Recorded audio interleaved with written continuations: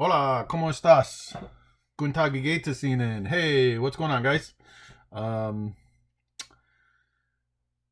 Next day of lecture.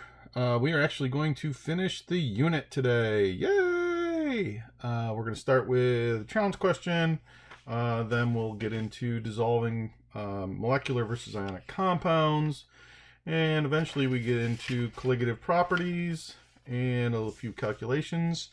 And we will be done with the unit. So, a couple things that I want to talk about before we get started.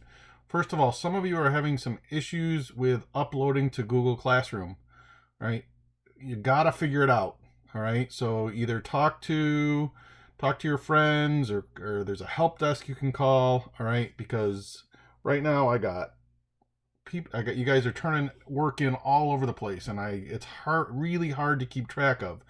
All right, I got 100 kids coming in turning in work, which is fantastic. I really appreciate all the effort you guys are putting in, but it's really hard to keep track of all of it in different places. Okay, so when I'm looking at emails and Google Classroom for 100 kids, it's really hard to keep track of. So I really need you to try to figure out how to upload right into the assignment for Google Classroom. That's pretty important. Okay, I mean I'm gonna do the best I can. All right, and I'm glad you're turning it in. All right, but see if you can get it into Google Classroom. Next, we are finishing up the unit. Okay, unit test is going to be on Thursday. Right, it's going to be in a Google form, and we're going to talk more about it. I'll do a post on it. All right, but it's at a very specific time, and you only have a very specific amount of time to take it. All right, so I will post on that later today. Tomorrow, okay, what I've decided to do is I'm going to treat this class just like we were in school. All right, so generally we have lecture 4 times a week, and you would have gym on the other day. So we're going to try to do basically the same thing. Usually we'll have 4 classes a week. All right. So what I decided to do is I'm gonna give you tomorrow off. Okay, so I won't post new material tomorrow, so that means you're gonna have time to finish, get the lab turned in, study, do the review packet, that kind of stuff, and the unit test will be on Thursday, right? And then we'll have class on Friday. All right, so usually we'll have 4 classes a week. There may be weeks that we only have 3. We'll kind of see how we're doing and how we're moving along. All right, so that's kind of the plan. All right, so let's go ahead and get started. We're going to start with the challenge questions from yesterday. Okay, and the question A was, what is the molarity of a solution containing 314 grams of potassium chromate in 2,500 milliliters of solution?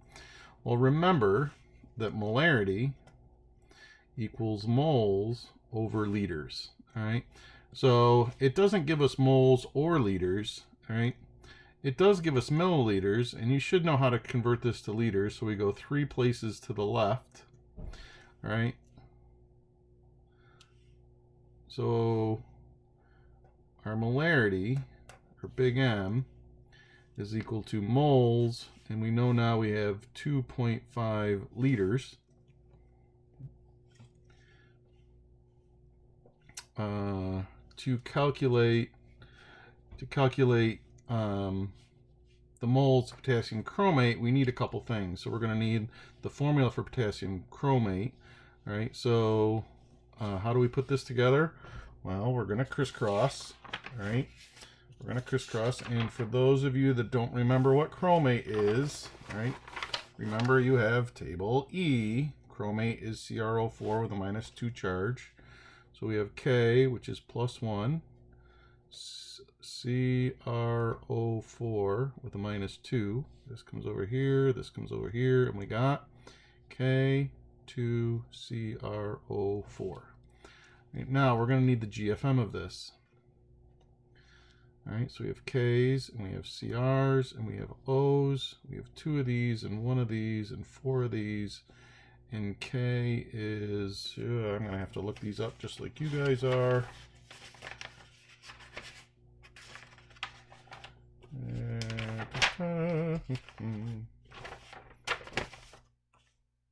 So K is 39. 52, 16 equals.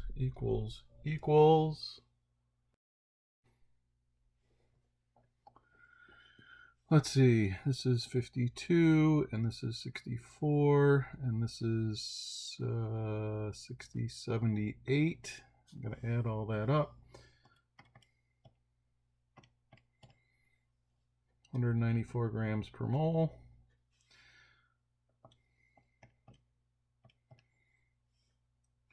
So number of moles equals given mass over gram formula mass. So we need to, let's see, we have 314 grams divided by 194 grams per mole. So we got 314 divided by 194, 1.62 moles. That's going to go right up here. So we take 1.62 and divide it by 2.5, and we would have a molarity equal of 0.648 or 0.65 molar solution. And you could use moles per liter. All right, so that's how we would do the first one. All right, second one. Determine if a precipitate will form if silver nitrate solution is added to sodium chloride solution. Well, hopefully you remember that the rule is that if one or more of the products are insoluble, the reaction happens. And if it's insoluble, that's our precipitate. So to do this, we actually have to write out the equation. All right, so silver nitrate is AgNO3 plus 1 minus 1. These we get AgNO3, and it's an aqueous because it's a solution. Sodium chloride, NaCl, crisscross, and we get NaCl aqueous. All right, hopefully you recognize this is double replacement. The Na is going to go with the NO3, so we're going to crisscross Na and NO3. Okay, and we get NaNO3.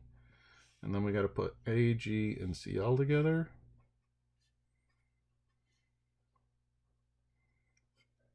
And we get AgCl. So now, what table do we have to go to look to see if this is soluble or insoluble? Well, we're going to go to table F. All right. Let's look at NaNO3 first. All right.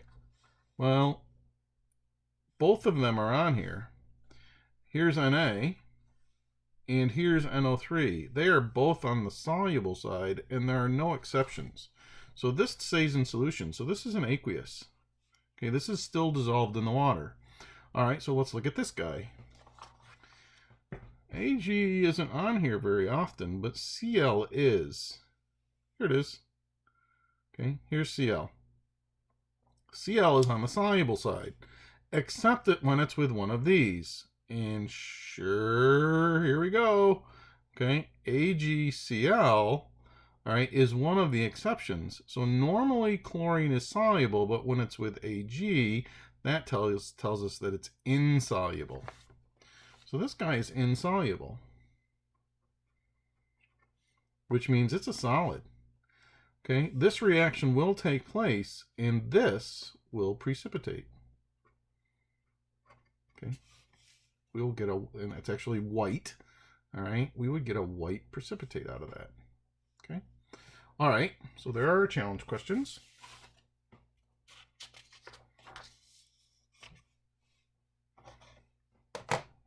Don't worry, I didn't forget my coffee today.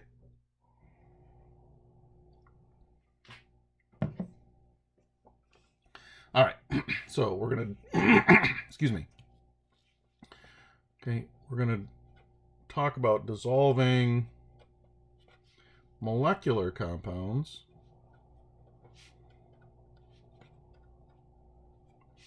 versus ionic compounds. And we're going to start with my molecular compounds.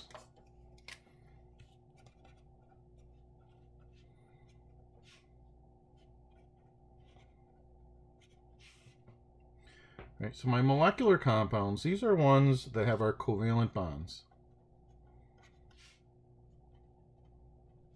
Okay, there are covalent bonds. These are examples. H2O, CO2, NH3, CH4, which is methane, glucose, C6H12O6. Right, so these are all molecular compounds.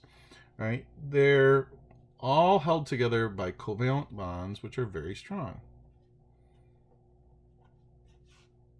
Right, now, when molecular compounds dissolve in water, they do not break apart. Okay, so they do not break apart when dissolved. Okay, so it stays intact. All right, so now let's talk about it a little bit for a minute. So let's say that we dissolve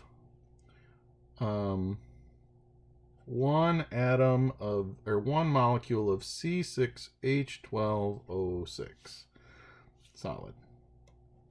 All right, and I'm going to put it in water. And sugar dissolves, all right, that's why we like Kool-Aid.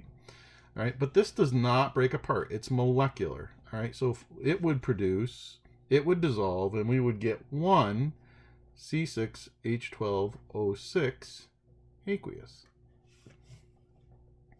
Okay, doesn't break apart. It stays as sugar. All right. Now let's say that I had 5 molecules.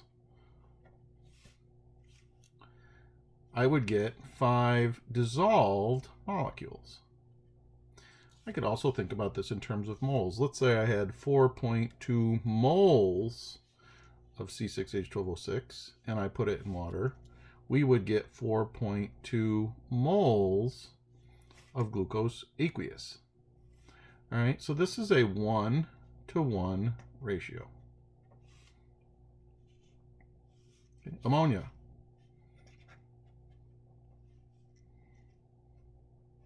If I dissolve ammonia in water, okay, it will produce an H3 aqueous. It does not break apart. It's molecular, right? It's got covalent bonds. They're strong. They're not going to break apart. And again, for every one of these, I would get one of these. We get that 1-to-1 ratio. Okay. Now, all molecular compounds when they dissolve will have a 1-to-1 ratio. Okay.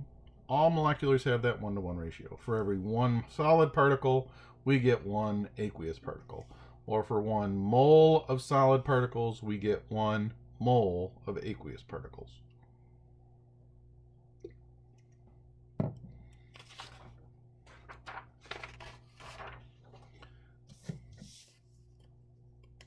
All right, well, that's molecular. Let's look at ionics.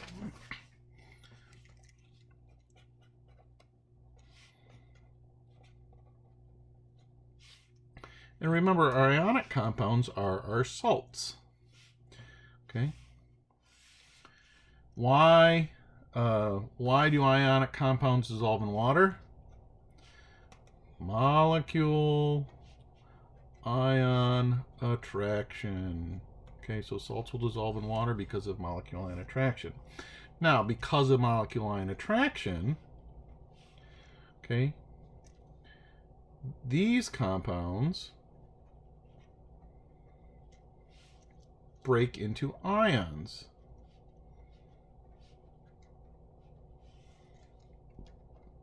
When dissolved. Okay, all right. So let's start with NaCl,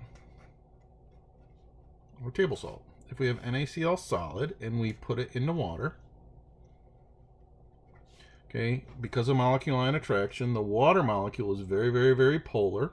It interrupts the electrostatic attraction between the Na and the Cl. It breaks it into ions. And remember, the water molecules will surround each one of these in a very specific way, right? Around the Na,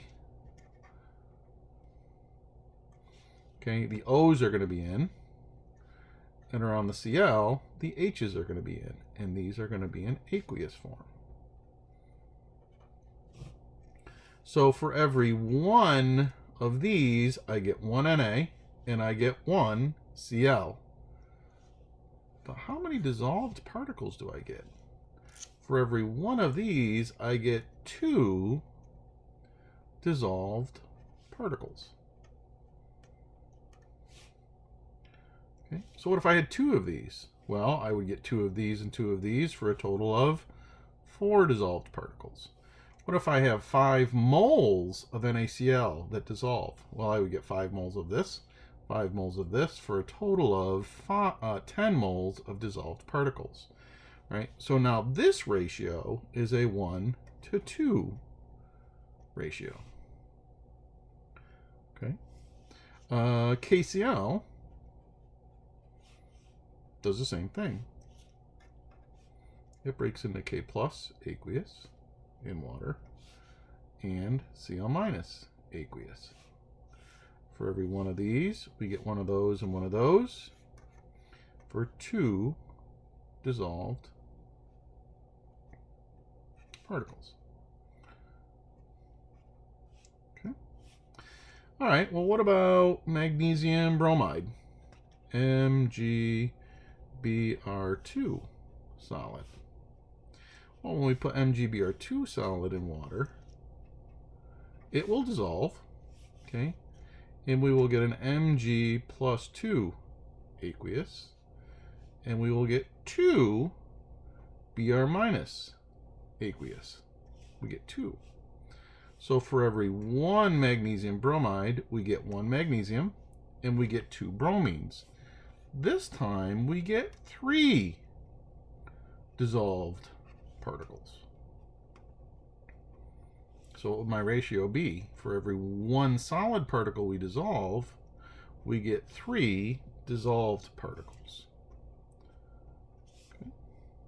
So our ionics are important because they give us different ratios. Our covalence will always be a 1:1, but our ionics, depending on how they break up, will either give 1:2 ratios, 1:3 ratios. Okay, it could even give more. Okay, so you just have to figure out how many ions that it produces.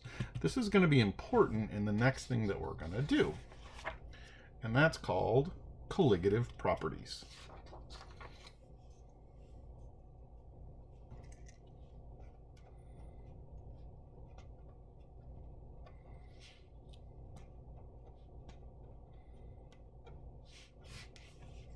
Colligative properties.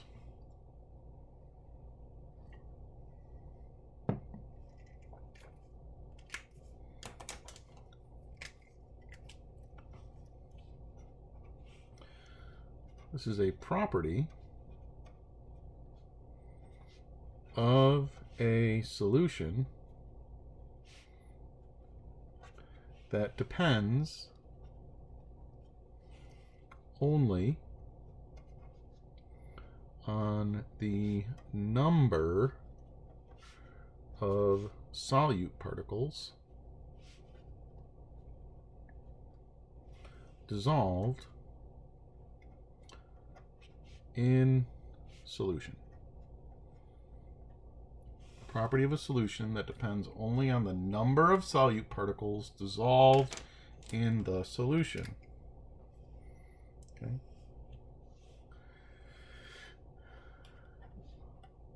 The more particles dissolved,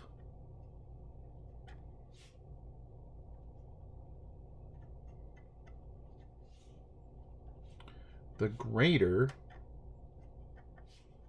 the colligative effect. All right, so let's talk about that for a minute. So let's talk about pure water, all right, or distilled water. In distilled water, all right, water has its very specific properties. Distilled water will freeze at 0 degrees Celsius. It'll boil at 100 degrees Celsius. All right, it's got a very specific vapor pressure. All right, so pure water has all those properties. Now, as soon as we start dissolving something in that water, okay, it changes some of those properties. All right, it changes some of those properties, and we're going to go through them. All right. In other words, whenever you dissolve a solute in a solvent, it changes some of the properties of that solvent. Maybe we should write that down. When we add a solute to a solvent, it changes some of the properties of the solvent. And the more solute dissolved, the more it changes the properties. Okay. Now, there are three colligative effects that we're going to talk about. And the first one is vapor pressure.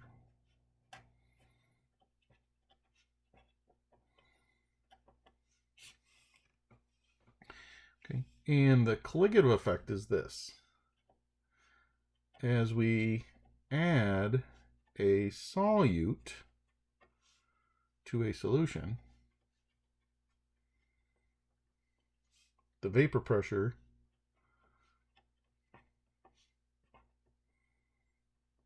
produced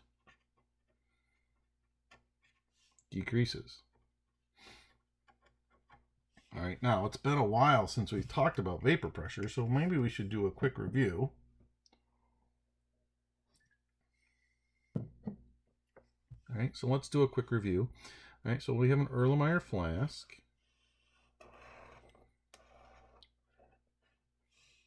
Okay. And we're going to dump some just water in, some distilled water. All right, these are the water molecules, the surface. Okay. And then we're going to put a cork in it. Okay, we want a closed system. Right? And then over time, okay, some of these molecules at the surface, they got to be at the surface, are going to evaporate and become a gas. And then this one's going to evaporate and become a gas. And this one's going to evaporate and become a gas. Okay, so we got these gas particles. The gas particles are vibrating, rotating, and translating. And they're translating a constant random straight line motion. So they'll go bam, bam, bam, bam. And they start to produce a pressure. All right, and that pressure is called vapor pressure. Okay? Now, what happens to this if I put, I don't know, let's dissolve salt in it. Okay? So we're going to draw this all over again.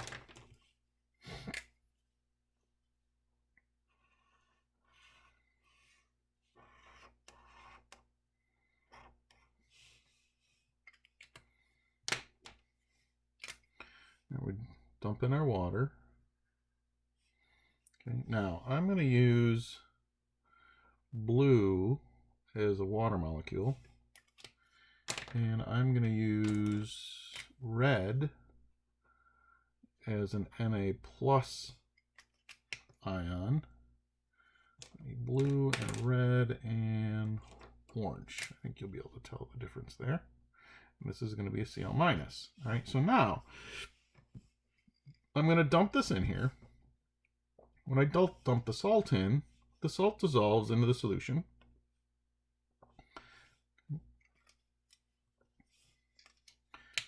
And remember, the water molecules, because of molecular ion attraction, will completely surround each one of these ions. All right, so there's some Cl's. And I need, this one. These are some NAs. Okay. And again, they're completely surrounded because of that molecular ion attraction. Right? But not only do the ions are in solution, they actually go here at the surface too. They take up some of the surface. So I might have a water molecule here and a water molecule here, but then I might have an Na plus molecule, right? And then I might have another water molecule and another water molecule, and then maybe I have a Cl minus ion, right? Then maybe another one, and maybe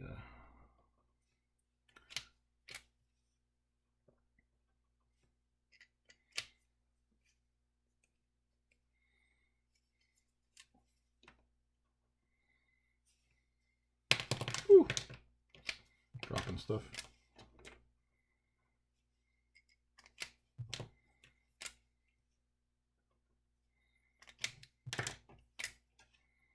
Oop, not that one. Okay, but you get the idea. Now, then we stick a cork in it. Well, what does this do? Well, if we come back over here, remember the water molecule has to be at the surface for it to evaporate. What's happened to the number of water molecules over here at the surface?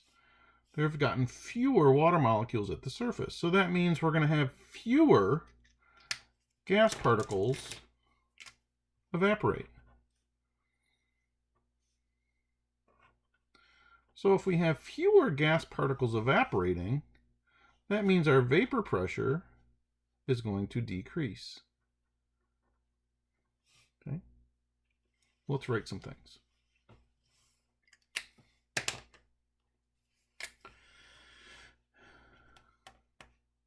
There is less surface area for the liquid to evaporate,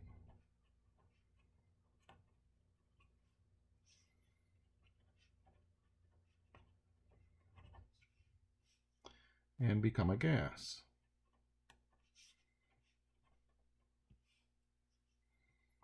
Therefore,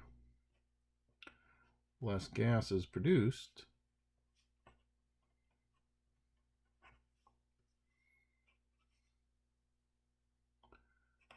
so our vapor pressure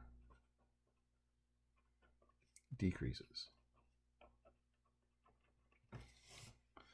Okay, now, the more salt we add, or the more things that we dissolve in here, okay, the lower the vapor pressure is going to go. Okay, so the more stuff we have dissolved, the more the vapor pressure is going to decrease. All right, so this is our first colligative effect.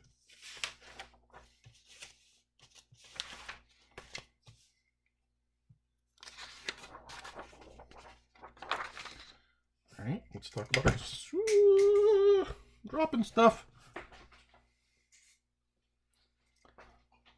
All right, let's talk about our second colligative property, and that's called, hold on for a second, B.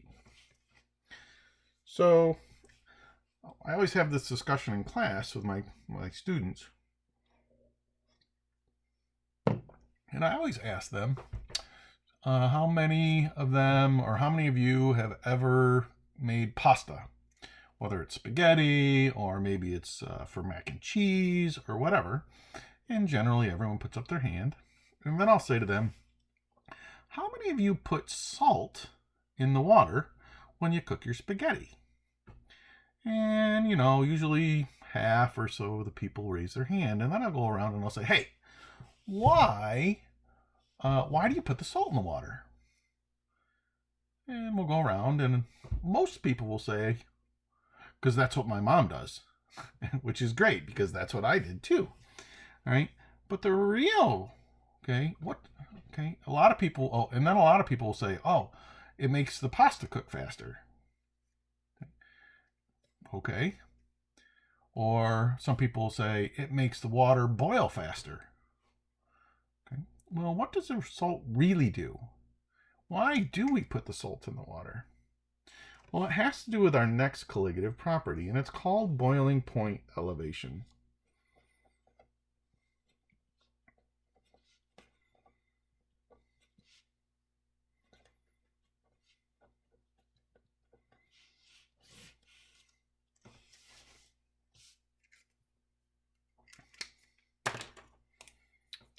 And it turns out,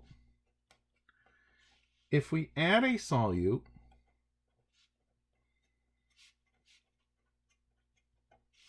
to a solution, the boiling point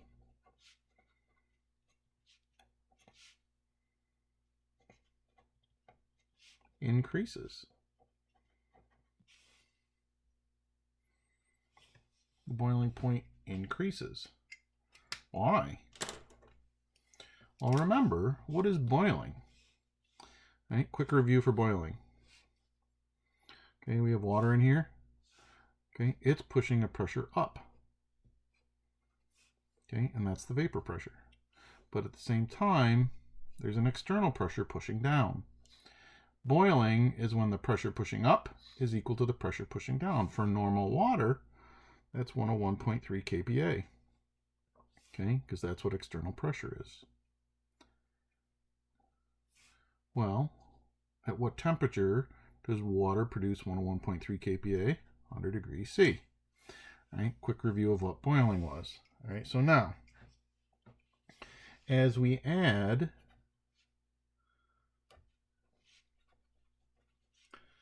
a solute,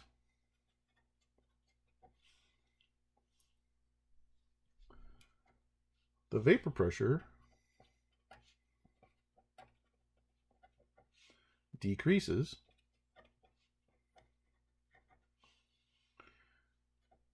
and it takes more energy to boil the solution.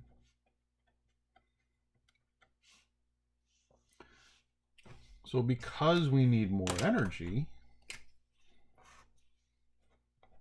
that means we need to increase the temperature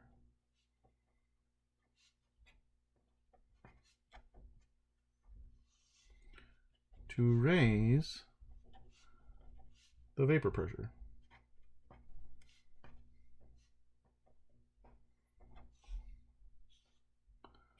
So the boiling point increases. So let me see if I can draw this out in pictures. All right, so here's my pot of water.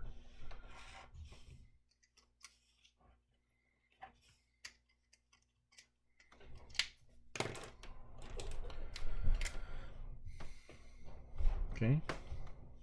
And we don't have anything dissolved in here, so the external pressure pushing down is 1 atmosphere, or 101.3 kPa. It's producing a vapor pressure, okay, of 101.3 kPa at 100 degrees C. And for those of you that don't remember where to get that vapor pressure, it's right on table H. Here it is. All right, so we can get those vapor pressures here. Right. So this normal water will boil at 100 degrees C. Well, what if we take this same pot of water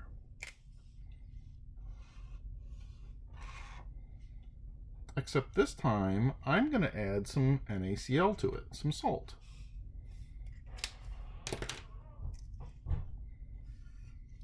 So now I have my water molecules, but I also have Na pluses and Cl minuses dissolved in here. As soon as I do this, okay, the vapor pressure does what? You're right, it goes down. All right, now my external pressure doesn't change.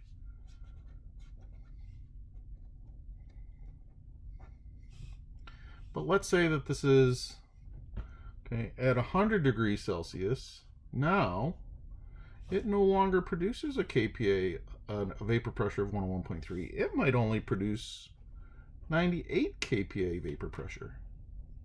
So when we bring it up to 100 degrees Celsius, it's only producing 98 kPa.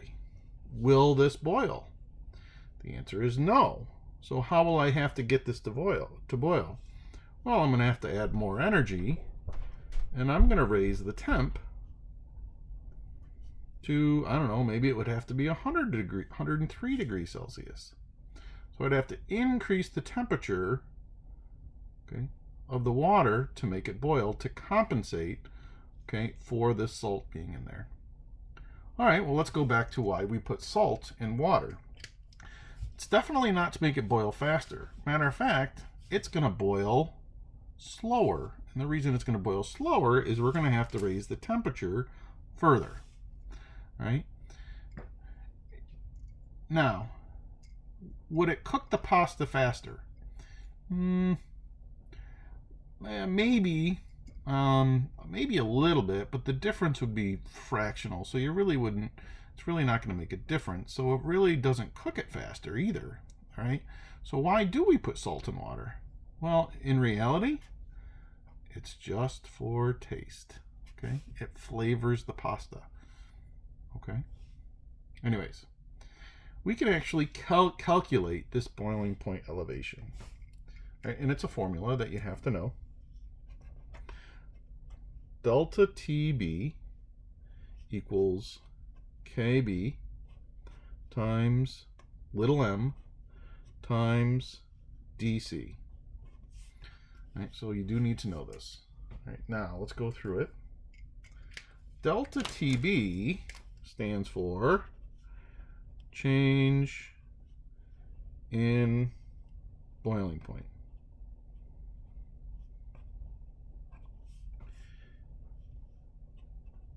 KB is my boiling point constant. And it's the same for every substance. Okay? So the boiling point constant for water, and you need to know it, is equal to 0.513 degrees C per molal. Okay, so that's the boiling point constant of water. Little m stands for molality. We talked about molality. And DC stands for dissolving constant. Okay, DC stands for dissolving constant.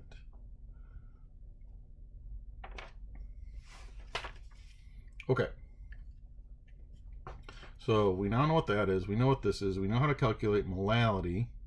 Okay, and this dissolving constant, okay, you can figure out. And it comes from the ratios, dissolving ratios that we talked about. If it's a covalent compound, molecular, we said it was a 1-to-1 ratio. So guess what the dissolving constant is? It's a 1. Okay, in our ionics, if we have a 1-to-2 ratio, guess what our dissolving constant is? The 2. Okay, what if it's a 1-to-3? It would be the 3. So this is where you get your dissolving constant from. Now, I'm going to hold off because we're going to do one big problem at the end after we deal with our third colligative property. And our third colligative property is actually something that we deal with all the time in the winter here in Syracuse, New York.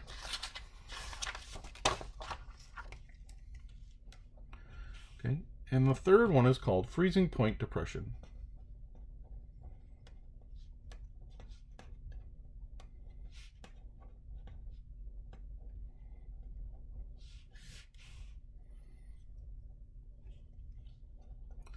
And this is when a solute is added to a solution. The freezing point decreases. In other words, it's harder for the substance to freeze. Okay, the more solute that's in there, okay, the harder it is to freeze. This is why we put salt on the roads when it's going to storm, right? Because what it does, the water, okay, has to be at a lower temperature to freeze on the roads. All right, so now if we look at, let's work with water. Actually, let's work with ice. So remember, when it forms a solid, it's got to be a nice strict geometric pattern. Okay, so we get this nice strict geometric pattern.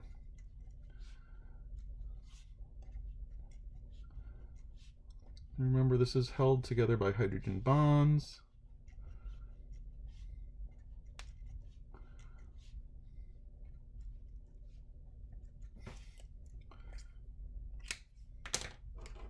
So we got all these hydrogen bonds here. Okay, so this is my ice. Well, what if I don't have pure water? What if I have a solution with Na and Cl's in it? Okay, so remember, if I have a solution with Na plus and Cl minus in it, all right, the water molecules are oriented around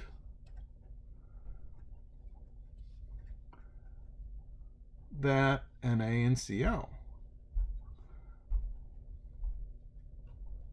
They completely surround it. So if I have stuff dissolved in this water,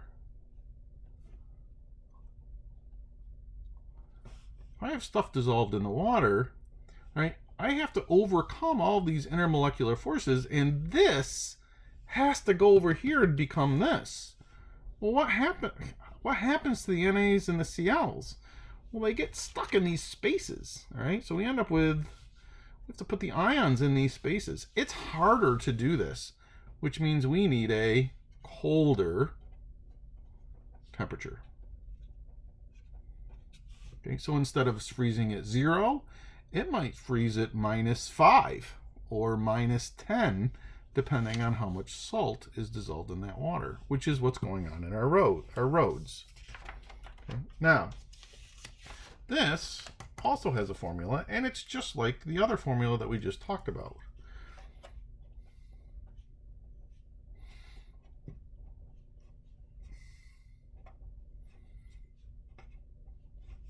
Delta TF, okay, equals KF times molality times DC. All right, so this is our change in freezing point. This is our freezing point constant.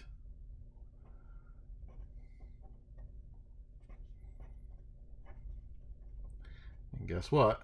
You need to know water.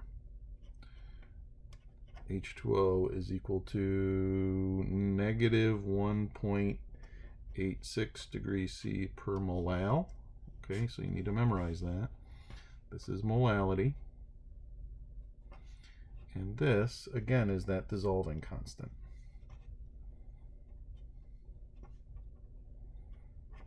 Okay, again, that's based on that ratio. All right, so what I want to do is I want to do a couple problems. So let's calculate the boiling point and freezing point of a 1.50 molal solution of glucose. C6, H12, O6. Okay. So let's just cut it in half here. Over here we'll do boiling point. Over here we'll do freezing point. Okay. So let's go ahead and do the boiling point first. Okay, and this is just that equation that we just talked about. Delta TB is equal to KB times molality times the dissolving constant. Well, K I gave you 0.513 degrees C per molal. The molality is given to you as 1.50 molal, and our dissolving constant. Okay, so this is molecular. All right, this is a molecular, so it's a 1-to-1 ratio. So my dissolving constant is a 1. When I do this, we get a change of 0.770 degrees C. Okay, so that means, now what do I have, that's the change, that's not the boiling point. So what am I going to have to do to that number? Well, I'm going to have to add that to the normal boiling point of water. So the normal boiling point of water is 100 degrees C. When I dissolve that in, I add 0.770 degrees C. So my new boiling point is 100.770 degrees C. All right, let's do my freezing point.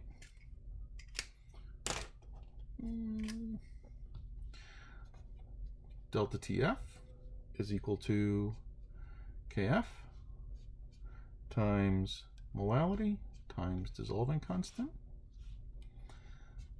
Our change in temperature, negative 1.86 degrees C per molal. The molality we said was 1.50. And our dissolving constant is still 1. Okay. So when we do this math, we get negative 2.79 degrees C. That is our temperature change. Okay, it's going to go down 2.79 degrees C. Now what's nice about this side, what's the temp freezing point of water?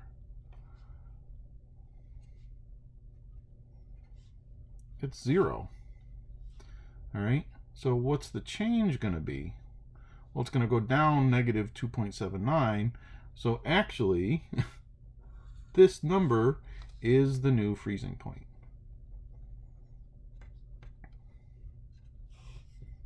Okay. It would freeze at negative 2.79 degrees C. So the freezing point is depressed, it goes down. The boiling point is elevated. Okay. Now, I want to do one more. And I'm going to make it a little bit harder. Just because I'm a pain in the butt. You guys know me. Okay. So, let's try this one. We have 41.6 grams of calcium bromide dissolved in 214 grams of H2O. What is the boiling point and freezing point? All right, well, we have a couple issues. Okay. We need molality. Okay, we need molality, which we don't have. All right, so we're going to have to calculate molality. All right, so molality, remember, is moles over kilograms. Well, we don't have moles, so we have to convert this to moles. All right, so calcium bromide is CaBr2. All right, its GFM, and I'm not going to go through it right now, but you could do it. Its GFM is 200 grams per mole. All right, so we have to calculate moles first. Number of moles equals given mass over gram formula mass. Okay, we have 41.6 grams over 200 grams per mole. So we have 0.208 moles. Okay. Now I know the number of moles, so I can come up here and I have 0.208 moles, and then I need kilograms of solvent. All right, well, this isn't kilograms, it's grams. Okay, so I'm going to go 1, 2, 3. That will give me kilograms.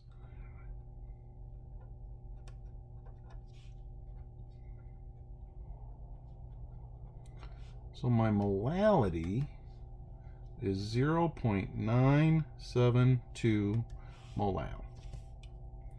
Now, it's just like we did before. Right? So let's do boiling point over here. We'll do freezing point over here. delta TB equals KB times molality times dissolvent constant. Okay, so this is going to equal 0.513 degrees C per molal times our molality of 0.972. Okay, now what is our dissolving constant? Okay, in other words, what's the ratio here? So if we go back to here, for every one of these that dissolves, we're going to get 1 Ca plus 2, and we're going to get 2 Br minus 1s. So that means I'm going to get 3 particles. So this is a 1 to 3 ratio. So this becomes a 3. When we do this math, our change is 1.5 degrees C.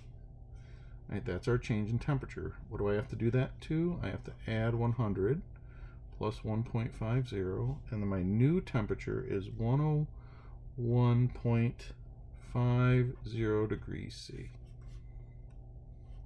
Okay, that's my new boiling point. Delta TF equals KF times molality times dissolving constant. KF is negative 1.86 degrees C per molal. Our molality was 0.972, and our dissolving constant is 3. When we do this math, we get negative 5.42 degrees C. And this is the new freezing point. Okay? It's really not that hard. You do have to learn the constants, all right, but it's not too bad, all right? And these are called colligative properties. There are 3 of them, okay? Vapor pressure decreases as we add a solute. Boiling point increases or is elevated as we add a solute. And then freezing point is depressed or goes down as we add a solute to a solution. Okay? All right, that's all I have for today. Just stay up to date with postings, and we will go from there. Have a great afternoon, ladies and gents.